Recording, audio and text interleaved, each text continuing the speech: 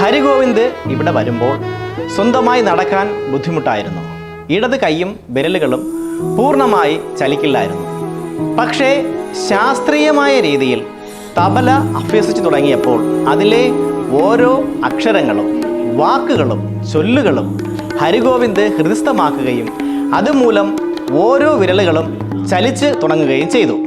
ഒരു കലാകാരന് അവസരങ്ങൾ കിട്ടിയാൽ മാത്രമേ കലയും കലാകാരനും വളരുകയുള്ളൂ.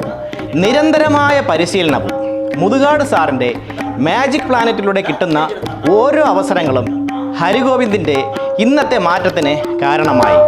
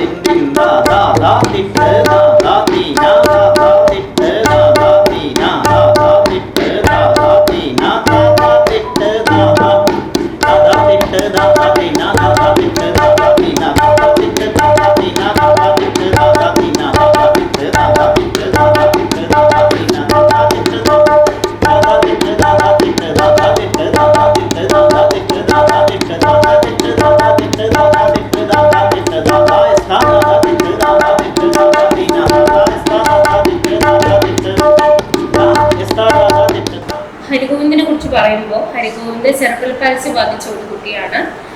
CPയിൽ തന്നെ സ്പാസ്റ്റിക് ഡൈപ്ലീജിയ ഇൻവോൾവ്മെന്റ് ആയിട്ടുള്ള ഒരു കുട്ടിയാണ്. സ്പാസ്റ്റിക് ഡൈപ്ലീജിയ എന്ന് പറയുമ്പോൾ കുട്ടിയുടെ ലെഫ്റ്റ് സൈഡ് കൈക്കും അതുപോലെ തന്നെ കാലിലും സ്പാസ്റ്റിക് ഇൻവോൾവ്മെന്റ് ആണ്. കുട്ടിയുടെ കൈയും കാലും ലെഫ്റ്റ് സൈഡ് കൈയും കാലും ടൈറ്റ്നെസ് ആണ്. കുട്ടി ഇവിടെ ആദ്യം ഡിഫറെൻ്റ് ഹെൽത്ത് സെന്ററിൽ വന്നു തുടങ്ങിയപ്പോൾ കുട്ടിക്ക് ഒരാളുടെ സഹായത്തോടു കൂടി മാത്രമായിരുന്നു നടക്കാൻ പറ്റിക്കൊണ്ടിരുന്നത്. അതുപോലെ കൈകളുടെ ചലനവും കുറവായിരുന്നു. ഇവിടുത്തെ തബലയുടെ ട്രെയിനിങ്ങിലൂടെയാണ് കുട്ടിയുടെ മാറ്റങ്ങൾ നമ്മൾ കണ്ടു തുടങ്ങിയത്. Did